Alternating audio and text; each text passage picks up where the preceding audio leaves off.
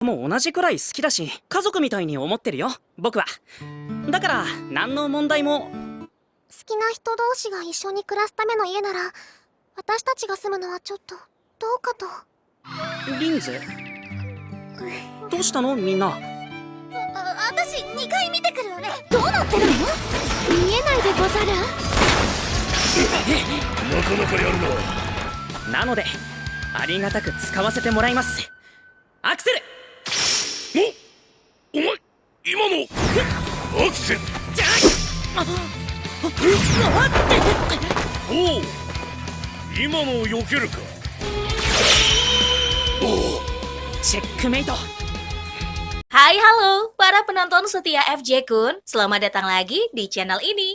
Seperti biasa, kalau sudah ketemu sama Minchan, artinya bakal ada alur cerita anime super oke yang bakal Minchan bahas. Buat kalian, Minchan udah siapin alur cerita yang super mantap dengan durasi yang pastinya bakal bikin kalian puas. Kalian puas, Minchan deh yang lemas. Oke, kali ini Minchan bakal bahas anime yang berjudul Isekai wa Smartphone Totomo ini. Sinopsisnya nih mengisahkan tentang Toya Mochizuki yang secara tidak sengaja terbunuh dan sebagai permintaan maaf, dewa mengizinkannya untuk dilahirkan kembali di dunia fantasi dan akan memberinya satu keinginan kepadanya yang ia inginkan. Jadi, Toya memilih untuk menyimpan smartphone-nya di dunia berikutnya. Dalam kesempatan keduanya dalam kehidupan, dia berteman dengan banyak tokoh penting dan menemukan rahasia dunia. Dia mewarisi warisan peradaban kuno dan melakukan perjalanan dengan tidak peduli sementara memiliki kekuatan yang menyaingi raja-raja dunia ini. Nah, pasti udah pada nggak sabar kan buat nonton alur cerita lengkapnya? Ya udah, yuk langsung aja, Ichikiwir!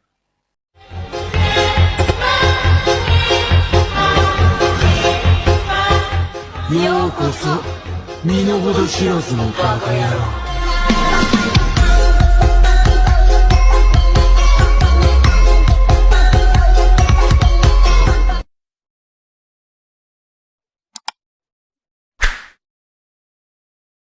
Scene bermula dengan seorang kakek tua yang meminta maaf pada siswa SMA. Kakek tersebut adalah dewa, ia mengatakan pada siswa itu tak sengaja membuatnya mati.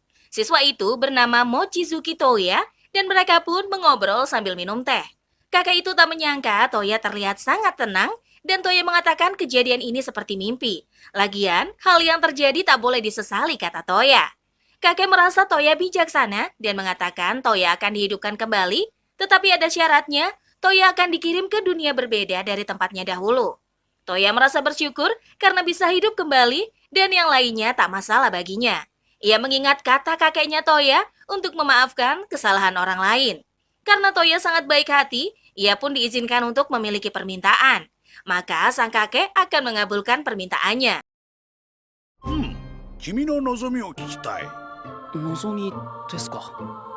じゃあ、人間ができとるの。そうじゃ。では罪滅ぼしに何かさせてくれんかの。そちらの事情は分かりましたし、生き返るだけでありがたいです。人の過ちを許せる人間になれって、向こうの世界でも使えるようにできませんかね。それをか。ああ、できないこともありますよね。Toya berpikir dan mengutarakan isi hatinya, ia ingin membawa smartphone miliknya ke dunia yang akan ia datangi. Tapi tak mungkin karena di sana tak ada charger, bagaimana ya? Handphone itu bisa berfungsi? Kakek mengatakan Toya bisa mengisi baterainya dengan sihir, maka itu akan berfungsi kembali. Toya bertanya lagi, apa ia bisa menghubungi seseorang tempat Toya berada dulu? Tidak bisa, tetapi Toya bisa menghubungi kakek itu dengan smartphone miliknya dan kakek itu berkata. Akhirnya Toya pun dikirim ke dunia lain dan ia terbangun. Toya melihat sekelilingnya dan HP-nya berdering panggilan dari dewa tadi. Kakek mengatakan pada Toya bahwa map di HP tersebut telah dicocokkan pada dunia lain. Jadi Toya bisa memakai map untuk pergi ke kota. Saat Toya berjalan, kereta delman lewat dan berhenti. Pria tua lalu turun dan menanyakan seragam sekolah yang dipakai Toya. Pria itu ingin membayar mahal jika Toya berkenan menjual padanya. Toya kemudian naik delman bersamanya menuju kota dan mereka turun. Kemudian pria itu memanggil pelayannya untuk memberi pakaian pada Toya. Ternyata pria itu adalah pemilik toko pakaian. Setelah menjual seragam sekolah miliknya, Toya pun menanyakan di mana letak penginapan karena hari sudah senja. Pria itu pun menunjukkan arah penginapan tersebut. Toya berjalan pergi sambil melihat mapnya, dan di lorong terdengar perkelahian antara dua gadis muda dan dua pria muda. Gadis itu ingin menjual tanduk rusa pada dua pria itu, tetapi mereka membayar rendah. Gadis itu tak jadi menjualnya, tapi dengan kekerasan pria itu mengancam. Toya pun datang membantu mereka. Ia teringat pesan kakek Toya, tak akan mati di dunia lain kecuali sangat berbahaya. Toya pun dengan mudah menghajar dua pria itu. 君の基礎能力その他諸々底上げしておこう。じゃあ何しやがる。それはもう僕のものだから。すごい、まるでスローモーションだ。 Ia kemudian mengganti tanduk rusa itu senilai 1 koin emas. Mereka kemudian saling berkenalan dan dua gadis itu bernama Elze Silhoweska dan Linze Silhoweska. Mereka adalah saudara kembar. Toya pun memperkenalkan diri sebagai Toya Mochizuki. Elze heran mendengar namanya, ia mengira Toya berasal dari Isen. Toya menanyakan di mana penginapan bulan perak dan mereka terkejut karena penginapan itu tempat mereka tinggal. Elze dan Linze pun mengantar Toya ke sana. Toya memesan kamar untuk tinggal selama 1 bulan dan mereka pun mengobrol sambil minum teh. Elze menceritakan kejadian mereka di kota tadi. Linze mengatakan sudah melarangnya, tapi Elze yang nekat dan lain kali mereka harus lebih berhati-hati. Toya ingin ikut pergi bersama mereka besok karena Toya ingin mencari kerja. Elze dan Linze setuju karena ingin membalas budi Toya. Malam hari saat di kamar, Toya melihat berita dari smartphone hal yang terjadi di bumi. Esok paginya, Toya pergi bersama dengan Elze dan Linze ke kota mencari info pekerjaan dari selebaran yang ditempel di dinding. Elze menemukan pekerjaan yang upahnya lumayan, tetapi Toya tidak bisa membaca dan mereka pun agak terkejut. Elze memilih pekerjaan yang cocok buat Toya karena ia terlihat kuat. Toya pun membeli pedang Easen dan Elze mengatakan jangan sampai Toya kehilangan kartu guild miliknya. Misi mereka adalah mengalahkan 5 serigala, tetapi mendapat tambahan. Dengan pedang milik Toya, tinju milik Elze dan sihir milik Linze, 6 serigala pun berhasil dikalahkan. 炎よ誰赤の悲劇イグニスファイヤー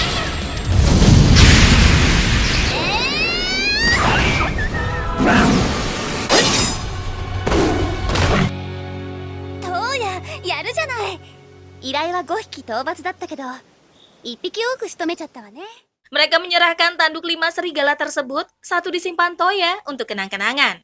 Penadah itu pun meminta kartu guild mereka untuk distempel, dan dengan ini mereka mendapat 18 tembaga dan misi mereka pun selesai.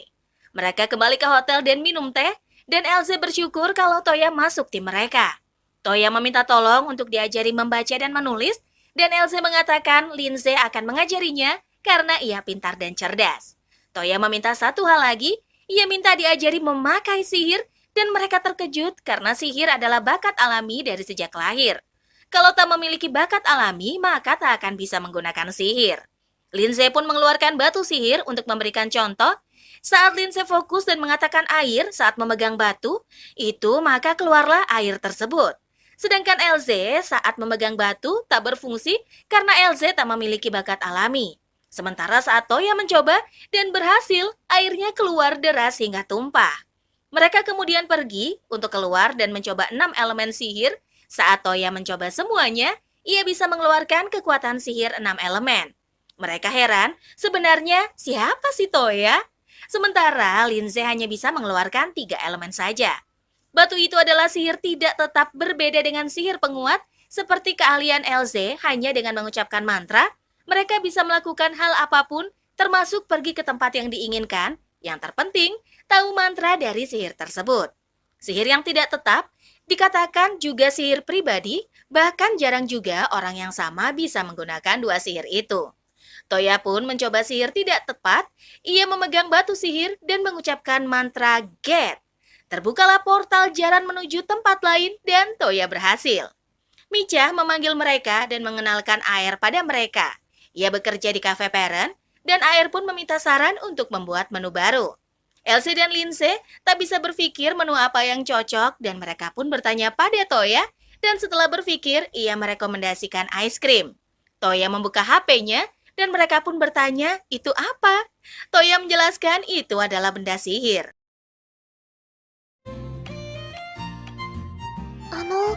それはクレープとかアイスぐらいしか浮かばないけど。アイス？氷ですか？いや、そっちじゃなくてアイスクリームの方。ああ、便利な魔法の道具ってとこかな。僕にしか使えないけど、あまり詮索しないでもらえると助かる。 Toya pun meminta Air untuk mencatat resep yang akan diberikan Toya. Mereka mencoba membuat es krim dengan campuran kekuatan sihir. Setelah jadi, mereka pun mencobanya dan rasanya enak dan juga dingin. Air akan menambahkan es krim ke menu baru mereka. Mereka pun makin penasaran dengan siapa Toya dan benda aneh miliknya. Toya berkata, itu rahasia, dan Toya berjanji akan balas budi pada mereka berdua. Mereka pun melanjutkan perjalanan ke kota asing menaiki delman, dan saat sampai di kota itu, Toya ingin mendapatkan penginapan seperti di bulan perak. Tetapi Elze mengatakan, mereka akan menetap di tempat yang baru. Di tengah kota, berkumpul semua orang menyaksikan perkelahian seorang wanita melawan beberapa pria. Wanita itu adalah samurai, ia telah melaporkan teman para pria itu kepada penjaga. Tak terima, para pria itu mengeroyok wanita samurai, dan terjadilah perkelahian di antara mereka. Tiba-tiba, wanita samurai berhenti karena perutnya keroncongan, dan Toya pun membantunya dengan sihir, begitu juga Elze yang menyerang para pria itu dengan tendangannya. Terlihat para penjaga menuju keramaian itu, Toya pun mengajak wanita samurai itu pergi, begitu juga dengan Elze dan juga Lindsay. Mereka berhenti di lorong dan wanita itu pun mengucapkan terima kasih. Ia kemudian mengenalkan diri, namanya adalah Kokonue Yue. Ia berasal dari Oedo Easen dan Toya pun mengenalkan dirinya. Yae kelaparan karena kehilangan uangnya saat di jalan dan mereka pun pergi makan bersama di restoran. Nafsu makan Yae yang bagus membuat mereka sangat tercengang. Ternyata Yae berpetualang untuk mengasah ilmu pedangnya karena keluarganya adalah keturunan pejuang. Tujuan mereka sama, ingin menuju ibu kota kerajaan, dan Elze pun mengajak Yae pergi bersama. Karena berterima kasih telah ditraktir makan, Yae ingin melindungi mereka dengan kekuatannya. Mereka pun melanjutkan perjalanan dengan kereta kuda, dan Toya bertanya apakah Yae bisa naik kuda. Ya bisa, ia menjawab, karena Yae sering berlatih menaiki kuda. Elze sangat senang dikelilingi orang kuat dan berbakat. Lindsay kemudian memberikan buku sihir pada Toya untuk dipelajari. Toya sangat berbakat menggunakan sihir tetap dan tidak tetap, dan ia pun memiliki bakat alami. Toya membaca buku itu dan melihat mantra yang aneh tertulis mengambil benda jauh ke tanganmu. Toya merasa apakah itu mungkin, dan Lindsay mengatakan mengapa tak dicoba dulu. Toya mencobanya, membaca mantra apport dan membuka tangannya, ternyata tidak berhasil. Elze berkata apa? Ayo, coba ambil lagi. Toya pun menjawab katana milik Yae. Karena benda itu berat, mereka mencoba benda yang ringan. Toya pun mulai lagi mengucapkan apport dan membuka tangannya dan berhasil, ia mengambil pita di rambut Yae. Appots. 何トウヤ、何を取ったのよ。でもこれって下着とかも引き寄せることができるのかな。冗談だって。これってスリとかそういうことをし放題ってことでしょ。なるほど、そう考えると怖いな。八重の髪を結んでたリボン。成功ですね。使い方によっては便利ですが恐ろしくもありますね。 Sihir itu bisa baik dan bisa berbahaya tergantung penggunanya.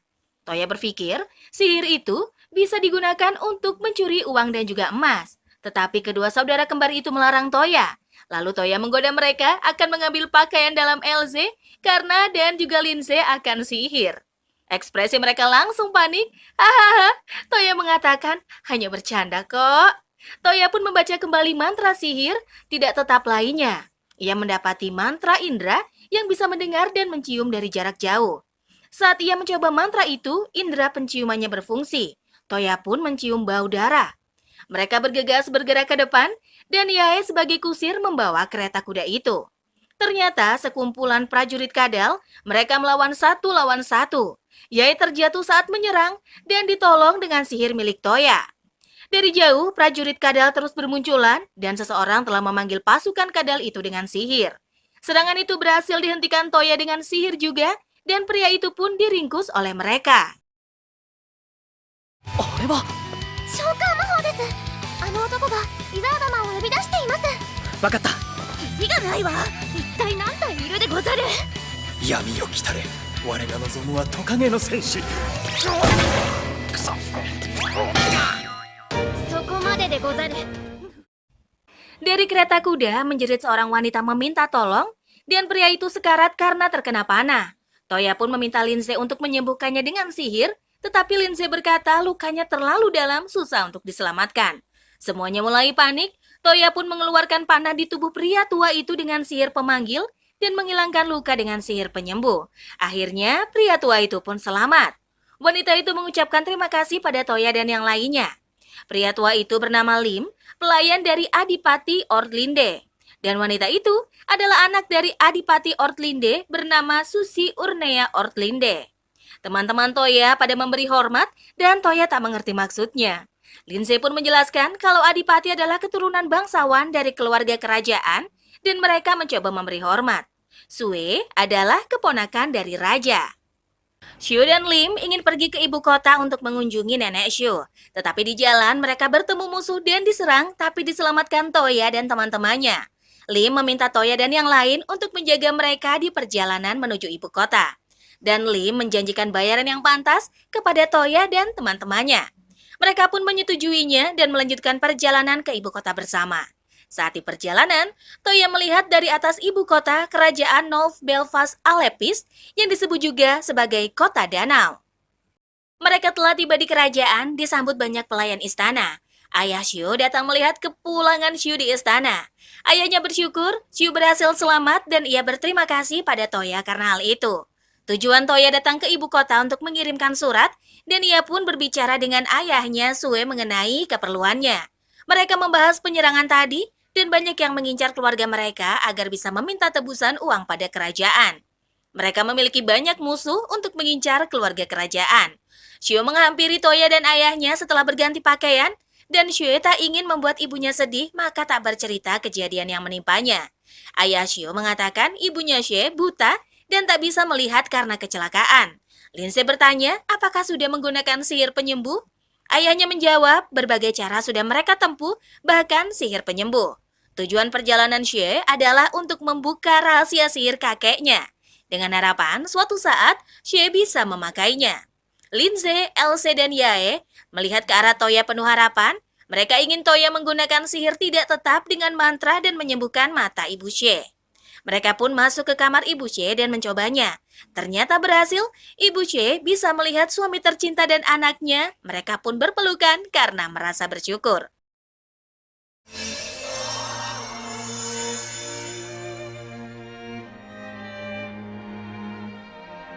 Shispaiを恐れず人助けをするその心意気。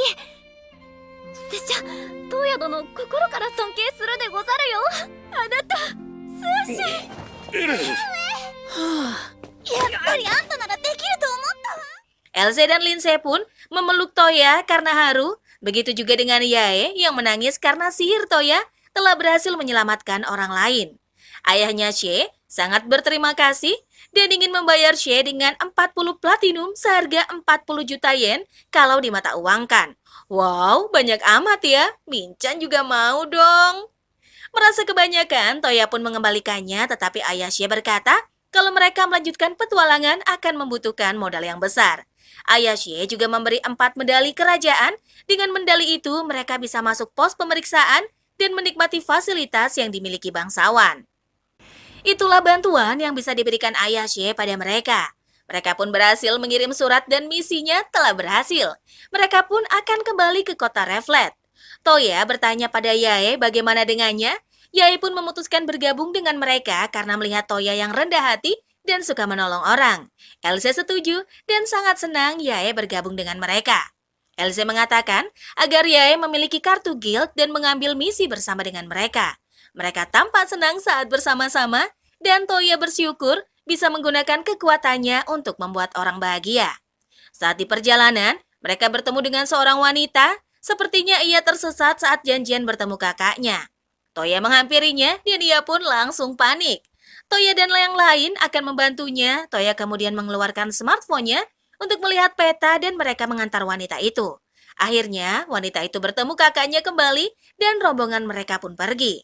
Mereka memutuskan untuk belanja di kota itu dan Toya mengatakan agar mereka berpencar dan bertemu kembali di penginapan setelah 2 jam. Toya telat kembali karena ia membeli mantel untuk meningkatkan pertahanan sihirnya. Ia melihat smartphone dan mengetahui ia sangat telat dari waktu yang dijanjikan. Mereka pun penasaran benda apa itu dan Toya menjawab itu adalah sihir pribadi miliknya. Mereka pun kembali ke penginapan terang bulan. Di sana Toya melihat 2 pria yang bermain shogi setiap tak ada pelanggan. Toya pun teringat saat Micha menyarankan Toya untuk membuat modeling dari kayu. Ia searching dari smartphone-nya dan membuat papan shogi dari kayu pohon. Oleh karena itu, kedua pria tersebut ketagihan bermain shogi hingga lupa waktu. Toya pun bertanya pada Micha di mana teman-temannya. Sepertinya Lindsay masih di kamar, jawab Micha.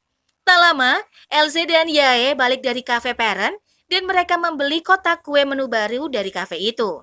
Elze meminta Toya mengantarkan kue tersebut untuk Adipati karena membalas budi. Ia pun pergi ke sana dan She langsung memakan roll cake yang dibawa Toya. Adipati iri dengan kota Reflet karena bisa membeli kue yang enak-enak di kafe parent. Sementara jarak kota tersebut jauh dari kerajaan. Toya pun mengatakan akan memberikan resepnya pada koki istana agar mereka bisa memakannya saat mereka ingin. Toya juga membawakan papan shogi untuk Adipati dan menjelaskan cara memainkannya. Mereka pun memulai memainkan game shogi tersebut. Adipati pun mulai mengerti cara memainkannya dan ia mulai ketagihan.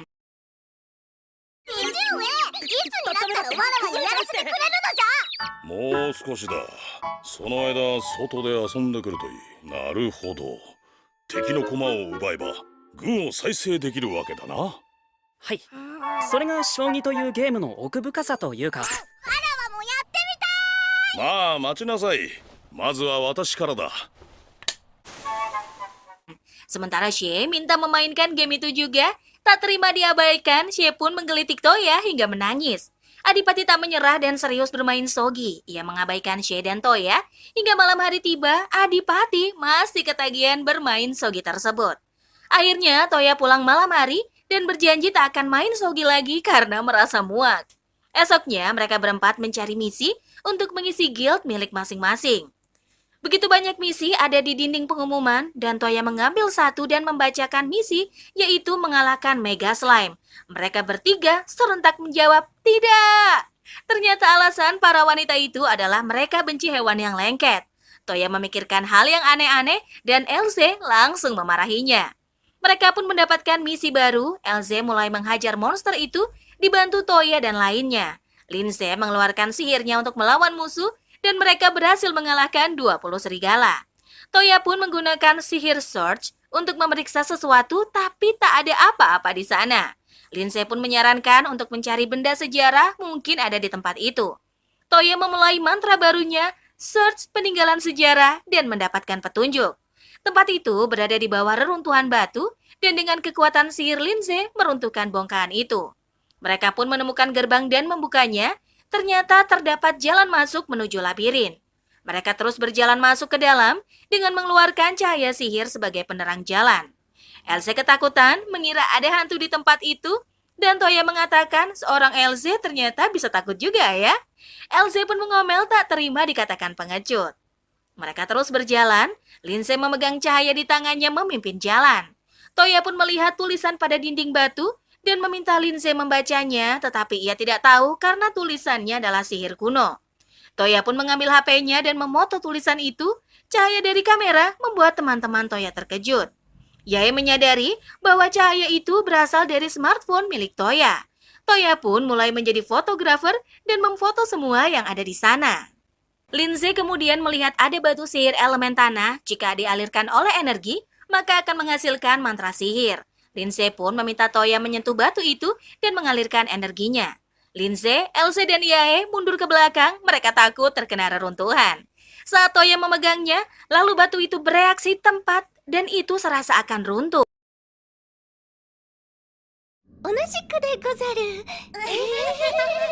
Ah.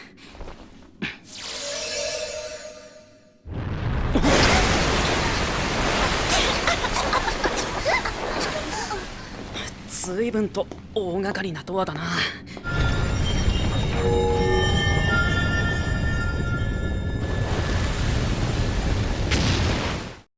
Ternyata pintu besar yang membawa mereka ke dalam untuk melihat cahaya dari patung kuno. Kekuatan sihir cahaya Lindsay diserap oleh patung kuno itu. Patung itu mengeluarkan cahaya dan berubah menjadi hewan sihir. Tempat itu pun hampir runtuh dan Toya pun mengeluarkan mereka dengan sihir perpindahan tempat. Akhirnya mereka berhasil keluar dan selamat. Hewan sihir itu keluar dari reruntuhan menyerang mereka dan Lindsay pun mencoba melawan tapi tak mempan karena sihirnya diserap oleh hewan itu. Elsie dan Yae mencoba menyerang juga tapi tetap tak bisa. Toya pun mengeluarkan sihirnya dan mengatakan pada Lindsay untuk menggunakan sihir tak langsung untuk menghadapinya. Mereka mengira itu berhasil, tapi hewan itu beregenerasi menjadi utuh kembali dan menyerang Elsie. Lindsay pun mencoba menahan hewan sihir itu dengan bantuan Yae, sedangkan Toya menyembuhkan luka Elsie yang lumayan parah. Toya mengamati hewan itu menyerap sihir dan beregenerasi seperti permainan Sogi. Toya pun mempunyai ide dan memberitahukan pada Elsie. Toya menggunakan sihir pemindah apport mengambil cahaya merah di tubuh hewan itu dan melempar pada Elsie. Dengan tinju Elsie yang kuat, ia memecahkan cahaya itu. アポーツ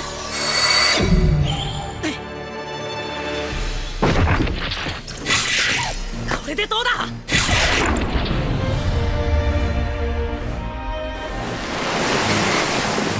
エルセ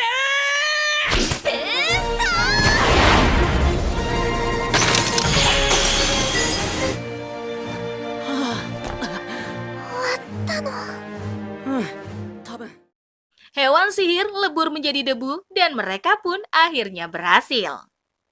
Teman-temannya memuji kepintaran Toya yang jenius. Mereka pun berencana melaporkan hal tersebut pada Adipati dan mereka pun datang ke istana. Adipati akan mengirim orang ke ibu kota lama untuk menyelidiki lebih lanjut. Toya mengatakan mereka telah membuat bangunan di ibu kota lama runtuh. Dan ia pun menunjukkan foto-foto yang ada di ibu kota lama dan Adipati terkejut benda apa itu? Toya menjawab itu adalah benda sihir milik pribadinya untuk menyimpan gambar.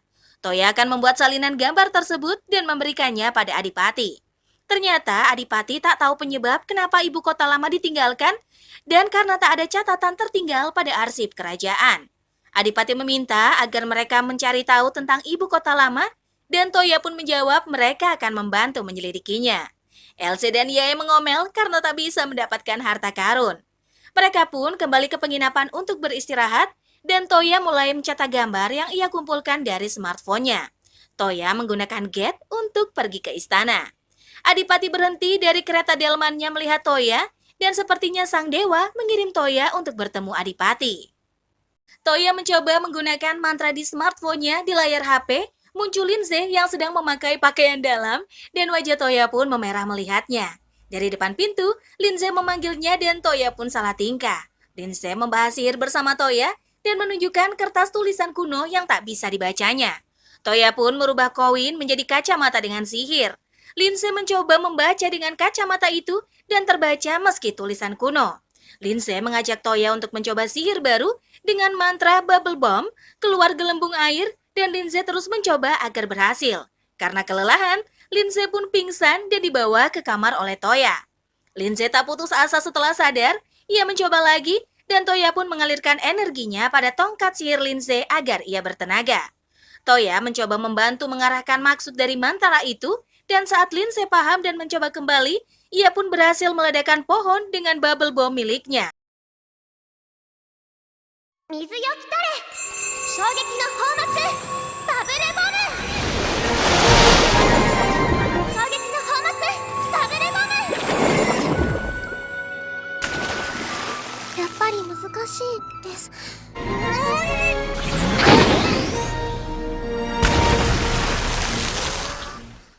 Lindsay mengucapkan terima kasih karena telah dibantu Toya.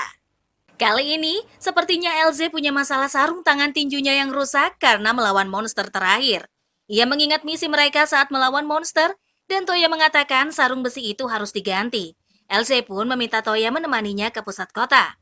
Mereka mendapatkan sarung tangan yang baru buat Elsie, dan saat di jalan, Elsie melihat gaun yang cantik, dan Toya pun mengatakan apakah Elsie ingin memakainya. Elsie mengatakan itu terlihat cocok untuk Lindsay. Karena kalian berdua imut, jadi Elsie pasti cocok. Toya pun mengajaknya masuk untuk mencoba gaun itu. Karena cantik di badan Elze, Toya membelikannya sebagai hadiah dan sampai di penginapan, teman yang lain juga memuji Elze. Ia merasa insecure memakai gaun tersebut, tetapi teman-temannya mendukungnya karena sangat indah dipakai Elze. Para harem pun meminta Toya untuk membelikannya juga. Ia gemetaran mendengar hal itu, ya lagian ada-ada aja ya. Sementara itu, Yumina mendapatkan surat dari kerajaan yang isinya mengatakan mereka harus kembali ke kerajaan karena Toya akan dinobatkan sebagai kesatria karena insiden terakhir telah berhasil. Toya dan para harem pergi ke istana dan diberikan rumah. Mereka pergi melihatnya dan ternyata rumahnya sangat besar. Toya mengatakan rumah itu terlalu besar untuk mereka berlima dan wow, para harem pun terkejut mendengarnya. Linze, Elze, dan Yae mengatakan sangat sungkan jika mereka hidup bersama pasangan yang saling mencintai. Toya pun menjelaskan pada semua harem bahwa ia menyukai mereka berempat dengan sama rata. Jadi, Toya ingin hidup bersama dengan mereka semua. Wajah para harem pun memerah mendengar perkataan Toya. Mereka pergi dengan alasan melihat-lihat rumah. 4人とも同じくらい好きだし家族みたいに思ってるよ僕は。だから何の問題も。好きな人同士が一緒に暮らすための家なら私たちが住むのはちょっとどうかと。リンゼどうしたのみんな。私2回見てくるよね。 Yumina terkejut mendengar hal itu, tetapi ia menerima semua keputusan Toya karena ia akan menjadi istrinya. Yumina tak berniat mengekang kebebasan Toya. Toya pun duduk di taman bersama Kohaku melihat pemandangan yang indah. Linze bertanya tentang keberadaan para harem tinggal di rumah ini, begitu juga dengan Yae dan Elze. Mereka takut suatu saat akan diusir dan apakah mereka akan diperlakukan sama dengan Yumina. Toya menjawab semua pertanyaan para harem bahwa ia setuju mereka tinggal bersamanya. Sepertinya para harem berdiskusi tentang sesuatu dan Toya niat poligami nih. Pelayan kerajaan kemudian dikirim untuk melayani rumah milik Toya yang akan ditinggalinya bersama para harem. Toya tak menyangka hal itu bisa terjadi. Yumina mengatakan bahwa merasa Toya adalah orang yang berharga. Tak lama, Adipati dan Putri Xie datang berkunjung. Xie tak menyangka ia akan menikah dengan Yumina. Adipati mengatakan kenapa Toya tak menikahi Xie dan Yumina bersamaan. Xie senang mendengarnya, tetapi Toya pun menolak dengan halus. Adipati datang dengan membawa misi untuk mengirim Toya dan para harem pergi ke negara Miss Mede. Karena mereka akan mengadakan aliansi kerjasama antara negara. Toya mewakili untuk pergi ke Miss Mede dan mereka dikawal oleh prajurit Miss Mede. Toya dan yang lain memulai perjalanan dan mereka bermain game biar nggak bosan, tetapi Yae selalu kalah baik main sogi ataupun kartu as. Malam tiba dan mereka pun berhenti sejenak untuk beristirahat. Toya bercerita dongeng pada mereka yang ikut di perjalanan. Prajurit merasakan ada sosok yang mendekat dan Toya pun mengeluarkan smartphone-nya dan membaca mantra untuk melumpuhkan 28 orang bandit yang akan menyerang. Semua bandit diringkus oleh mereka dan Olga pun berterima kasih pada Leong. Leong grogi dekat dengan Olga karena ia menyukainya. Para harem sadar perasaan Leong pada Olga dan mereka pun menyindir Toya yang tak peka dengan perasaan wanita. Mereka pun menyuruh Toya untuk meminta maaf. Esok harinya, Toya pergi bersama Yumina dan dikawal oleh prajurit. Mereka melihat Leong ingin memberi souvenir. Toya pun nyamperin Leong dan karena malu, ia bilang ingin membeli sesuatu untuk ibunya. Toya pun mempunyai ide. Ia menawarkan Alma untuk mengambil bros yang disuka dan akan membelikannya. Toya pun bertanya, bros apa yang disukai Olga kakaknya Alma? Alma mengatakan bros bunga elu sangat disukai Olga. Mendengar hal itu, Leong sudah tahu apa yang akan dibelinya. Toya, Yumina, dan Alma pun pergi meninggalkan Leong. Yumina sadar kalau Toya mau menolong Leong dan Yumina pun ingin dibelikan sesuatu sama Toya. Ia mengatakan ingin dibelikan cincin dan dipasang di jari manis miliknya. Hahaha, Toya udah dikode nih. Peka nggak ya? 晴れてたか。ただあそこで私にも何かプレゼントが欲しかったところですけど。お見事です、トウヤさん。私はいずれ左手の薬指に指輪をしていただければそれで満足ですから。それはちょっと。 Mereka pun menaiki perahu dan Linze mabuk ke laut. Ia digendong oleh Toya selama perjalanan dan Elze mengatakan kenapa tak meminta digendong lebih lama. Lindsay tersipu malu dengan pertanyaan Else, sementara Toya yang polos mengira Lindsay malu digendong olehnya. Dan para harem pun menghela nafas karena ketidakpekaan Toya. Toya dan seluruh anggota melanjutkan perjalanan. Toya dan Kohaku merasa ada musuh yang mengikuti. Yumina melihat Olga memakai bros yang diberi Leong, dan Yumina menyindir Toya, tapi sepertinya ia tak merasa.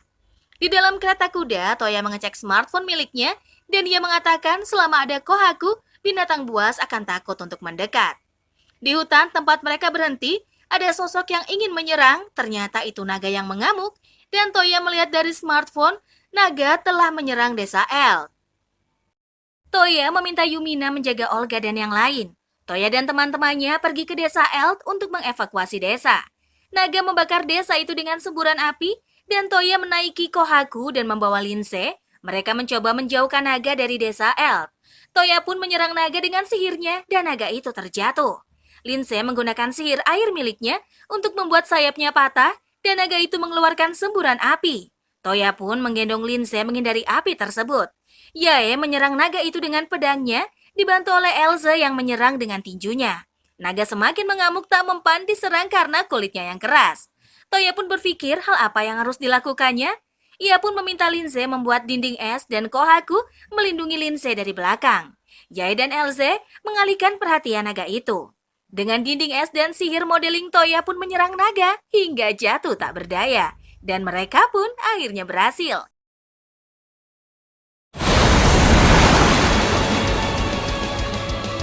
Modeling!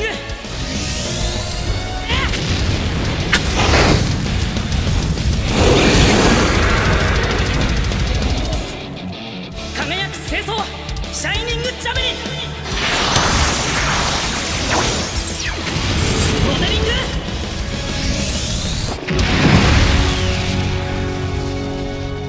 やったやったでござるな、トウヤ殿。 Datang naga merah menemui mereka. Naga merah meminta maaf karena naga lain membuat onar. Ia adalah penjaga tempat suci, dan naga merah datang untuk menghentikan naga yang mengamuk. Naga merah melihat harimau putih, pantas saja naga yang mengamuk berhasil kalah, tapi Kohaku menjelaskan bahwa tuannya yang mengalahkan naga itu. Naga merah tak menyangka Kohaku memiliki tuan seorang manusia. Toya pun memberi saran agar tidak terjadi lagi hal seperti ini, dan naga merah pun setuju untuk pergi. Mereka mulai menolong orang yang ada di desa Eld dan menyembuhkan yang sakit dan membangun tempat itu pelan-pelan. Para harem yang kelelahan pun tidur di dalam ruangan. Toya istirahat di luar dan merasa sangat lelah, sementara itu Yumina datang memberikan selimut padanya. Saat terbangun, Toya tidur di pangkuan Yumina. Ia bangkit dan menanyakan yang terjadi. Ternyata perlombaan para harem, Toya tak mengerti. Kohaku pun pusing para harem yang memperebutkan Toya. Leong dan yang temannya membicarakan Toya. Mereka berhasil mengalahkan naga dan menyumbangkan tubuh naga kepada warga. Leong mengatakan mereka sangat dermawan dan sebenarnya siapa Toya. Warga sangat berterima kasih karena telah ditolong Toya dan memberikan taring naga untuk senjata Toya. Dia juga mengembalikan pisau yang tertancap di mata naga. Di perjalanan, Toya memandangi pisau itu dan bertanya apakah ada orang selain mereka. Kohaku pun menjawab ada 2 orang dan mereka bukan warga desa itu. Toya merasa pisau itu bukan miliknya dan Toya pun melihat keluar jendela dan mereka telah sampai ke ibu kota Mermede.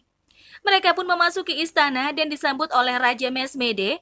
Olga dan prajurit lainnya melapor kepada Raja.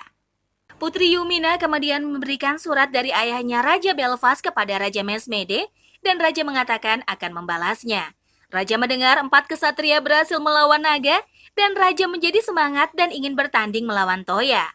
Pelayan Raja mengatakan bahwa Raja sangat suka bertarung dengan orang yang kuat dan ia meminta Toya untuk mengeluarkan semua kekuatannya melawan Raja.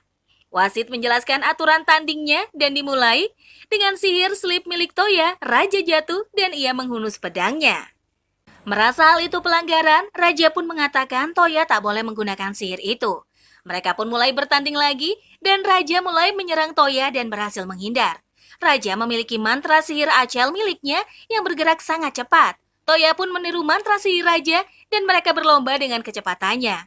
Para harem tak bisa melihat mereka dan Raja yang sangat kuat dan Toya tak menyerah dengan kecepatan yang dimilikinya. Raja pun berhasil kalah.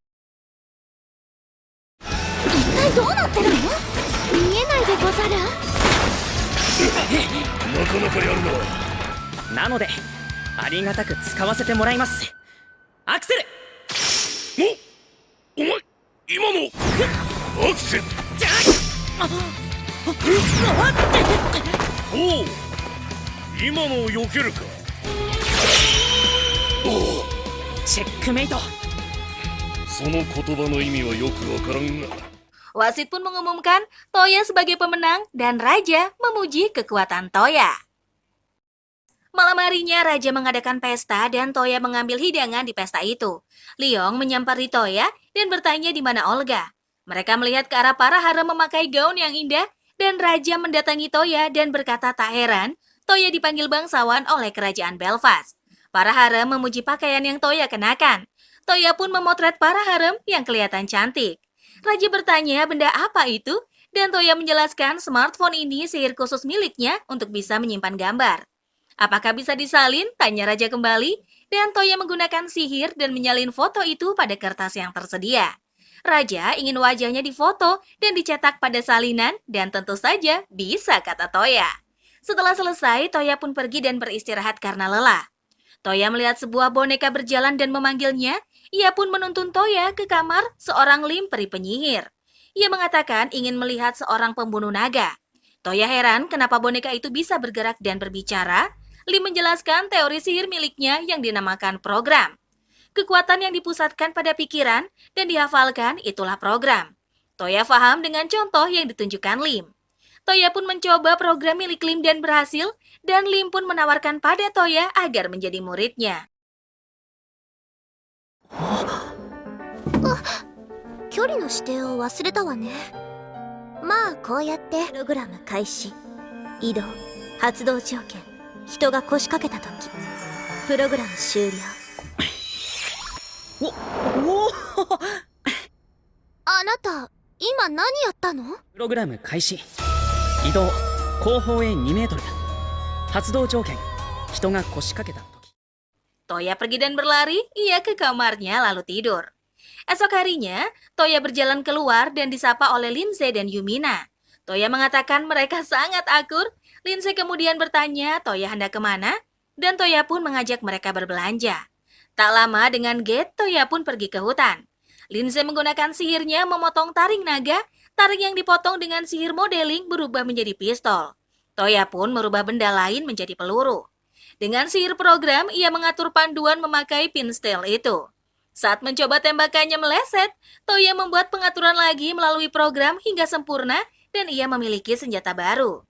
Yumina dan Lindsay meminta dibuatkan senjata api juga, dan Toya pun mengeluarkan smartphone-nya dan meminta mereka memilih desain yang disukai. Setelah itu, Toya membuatkan sesuai selera mereka dan jadilah senjata api milik Yumina dan juga Lindsay. Ada juga milik Elsie. Dengan program tambahan, Toya memodifikasi senjata api miliknya berubah menjadi pedang. Senjatanya jadi memiliki dua fungsi seperti pisau dan sebagai pedang. Lindsay mengusulkan untuk memberi nama senjatanya dan Toya berpikir juga menamainya dengan nama Brandhill. Mereka lapar setelah membuat senjata dan Toya bersama dengan yang lainnya berjalan menuju restoran. Kohaku merasa mereka diikuti oleh dua orang dan Toya pun meminta Kohaku untuk melacaknya. Pengutitnya itu berada di atas gedung dan Toya meminta Yumina dan Lindsay pergi dahulu karena ia ada urusan sedikit. Toya pun meminta Kohaku untuk menjaga mereka. Dengan Asel, Toya berada di belakang penguntit, mereka kabur dengan sihir miliknya dan Toya mengikuti mereka dari map yang ada di smartphone-nya. Toya pun menemukan mereka dan menembaknya dengan peluru karet.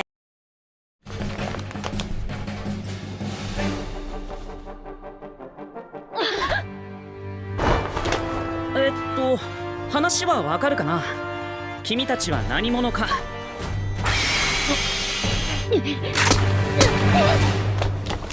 安心して、それはゴム弾だから怪我はないよ。 Tangan dua penguntit diikat oleh Toya. Toya memeriksa dan memegang dada pemiliknya, ternyata dia adalah wanita. Mereka diutus oleh Raja Belfast untuk menjaga Putri Yumina, dan ternyata pisau yang ada di mata naga adalah milik Cecilia, pegawai kerajaan. Mereka meminta Toya merahasiakan dari Putri Yumina tentang misi mereka, dan Toya pun setuju. Toya kemudian pergi menuju restoran tempat mereka janjian untuk makan bersama. Yumina dan Linze memesan makanan kuri, yaitu ciri khas dari daerah tersebut. Saat memakannya, dua harem itu berdiri dan minum air. Toya membuka mulutnya dan mencobanya, ternyata pedas bukan main. Esok harinya, Toya menggunakan gate miliknya untuk memanggil Raja Belfast dan Adipati. Mereka pun mulai membicarakan aliansi antara kedua negara. Toya dan para harem kembali ke rumah mereka, disambut Liam dan para pelayan lainnya. Toya lelah beristirahat di kamarnya hingga akhirnya dia tertidur pulas. Saat bangun, ia ingin mandi dan melihat para harem hanya mengenakan pakaian dalam. Mereka pun memarahi Toya karena tak berhati-hati. Toya sibuk dengan proyek barunya membuat sepeda dan Raja datang menyapa untuk mengucapkan terima kasih. Raja mencoba sepeda yang dibuat Toya dan terjatuh karena belum terbiasa. Raja pun memutuskan untuk belajar mengendarai sepeda. Di sisi lain, para harem mencoba sepeda buatan Toya dan mereka pun berlomba bisa naik sepeda agar dipuji oleh Toya. Mereka bersaing mendapatkan perhatian dari Toya dan Raja pun ikut bersaing. Wah, kocak ya! Raja pun meminta Toya membuatkan satu lagi untuk She dan ia akan membayarnya. Toya berjalan untuk membeli bahan. Di lorong, ia melihat seorang anak diserang dua pria dewasa. Toya membantunya dengan pistol karet miliknya dan mereka pun pingsan. Anak itu berterima kasih pada Toya, tapi ia kelaparan dan Toya pun membelikannya makanan. Ternyata ia seorang wanita bernama Rene. Rene tak punya tempat tinggal dan keluarga. Toya pun menawarkan pekerjaan dan tempat tinggal padanya. Tapi dengan syarat ia jangan mencuri lagi. Toya kemudian membawa Rene pulang dan menjadikannya pelayan di rumah mereka. Toya kembali mencari bahan sepeda dengan Yumina dan She, dan di mana mereka berjumpa dengan Arma yang ingin berbelanja juga. Saat mereka berbicara, Alma melihat Olga dan Leong jalan bersama. Mereka memata-matai Olga dan Leong dari belakang. Leong ingin memegang tangan Olga tapi tak berani, dan para harem bertanya kenapa lelaki tak berani memegang tangan wanita. Dengan wajah memerah, Toya menjawab karena itu memalukan. Leong dan Olga masuk ke dalam kafe dan mengobrol. Karena takut ketahuan, mereka pun meminta Toya berbuat sesuatu agar bisa mengetahui obrolan mereka. Toya mengeluarkan smartphone-nya, menggunakan sihir agar bisa melihat adegan Olga dan Leong dari layar HP. Siaran langsung pun dimulai, mereka melihat pembicaraan mereka yang terkesan agak kaku. その時は教えてくださいね。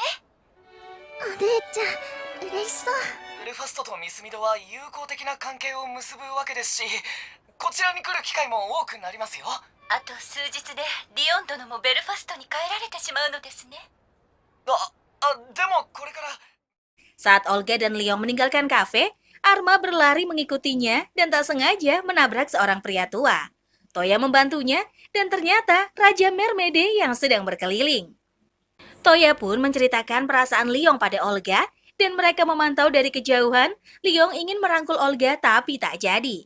Ada penjahat yang ingin mengeroyok satu lelaki muda dan Leong bangkit ingin menolong. Ia dibantu Toya dan Raja Mermede menggunakan topeng melawan penjahat dan mereka pun berhasil. Leong tahu kalau itu adalah Toya dan ia pun bertanya apa yang dilakukan Toya. Toya marah, Leong yang tak berani mengutarakan isi hatinya. Mendengar hal itu, Olga mengetahuinya dan tersipu malu dan mereka pun jadi pasangan kencan. Toya pun kembali bersama Yumina dengan Gate ke rumahnya. Toya kedatangan tamu yaitu Charlotte dan Lim yang menemui Toya karena membahas tentang makhluk kristal yang dikalahkan Toya tempo hari. Para harem bertanya-tanya siapa wanita ini. Lim pun mendengar terdapat desa yang diserang makhluk yang sama seperti dilawan Toya. Charlotte bertanya kalau Toya bisa menggunakan semua elemen dan ia pun menunjukkan gambar hewan kristal itu. ミスミド大使としてこの国に滞在することにしたのよ。ちょくちょく遊びに来るからよろしくね。僕たちが戦ったやつと形が違う。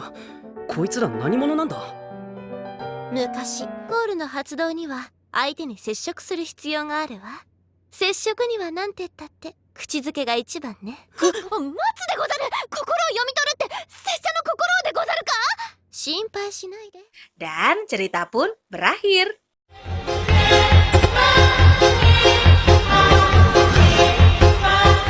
ようこそ身の程知らずのバカ野郎。